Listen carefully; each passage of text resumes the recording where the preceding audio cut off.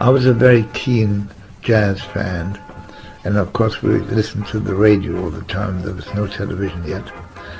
And one of the bands that I loved was a man called Ken Snakehips Johnson.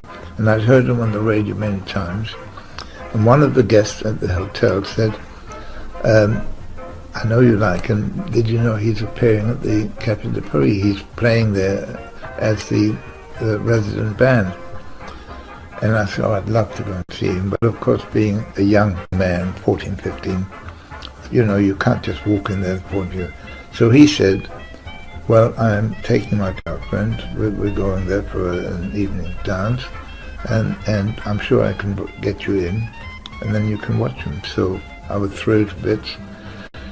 My parents were a bit reluctant because it was the height of the Blitz, but I did go.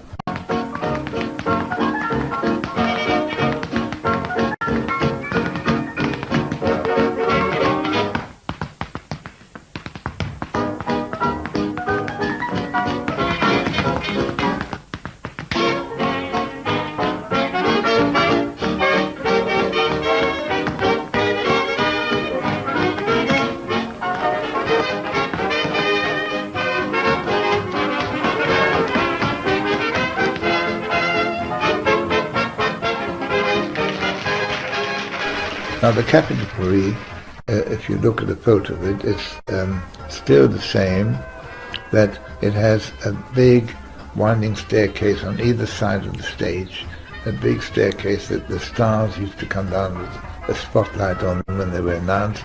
They would come on one of these two staircases and make a magnificent entrance. And in the middle was a stage where the band was, and in front of the band was a dance floor. And then tables with people all around the area. Well, I sat halfway down the stairs overlooking the band, and I couldn't take my eyes off it. I thoroughly enjoyed it, and about a month later, the man asked me again, he's going again, would you like to go again? I said, oh, I'd love to. And my parents put their foot down and said, it's far too dangerous, because there were bomb attacks every night in the West End, and they stopped me going, and I was pretty bad-tempered about it, and I was petulant, and I couldn't understand why they wouldn't let me go. Anyway, the sophisticated people in London, the sort of hoi polloi, as they call them, the upper crust, dressed up in dinner jackets and long gowns, you know, although the war was on, they'd go out and enjoy themselves, even more so because of the war was on. You didn't know what was going to happen the next day. And they all considered that the Café de Paris was one of the safest places to go because it's underground. And of course all the shelters were underground, because if a house collapsed, if you were in an underground basement, you had a good chance to get away with it. And just that night, a bomb fell directly into the air shaft above the Café de Paris. They had blocks of flats above it. A bomb, if it had hit the flats at the top, it would have just exploded and the building and the top would have collapsed. But it went through an air shaft all the way down and landed exactly on the piano in the middle of that stage, and many people got killed. It's a big newspaper story, and you can find lots of photos of it.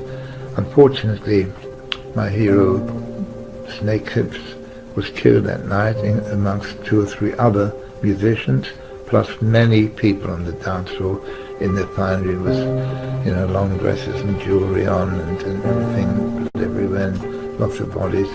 And certainly where I had been sitting, I would have been killed. At that time, none of us could believe that the war would ever come to an end, but of course it did in 1945. The Café de Paris was rebuilt and refurnished, leaving those stairs and the stage as it was, but more glamorous. And I never would have believed, if anyone would have told me, that 10 years after the war I would be in show business and I would be the star attraction at the Café de Paris, walking down those very same stairs.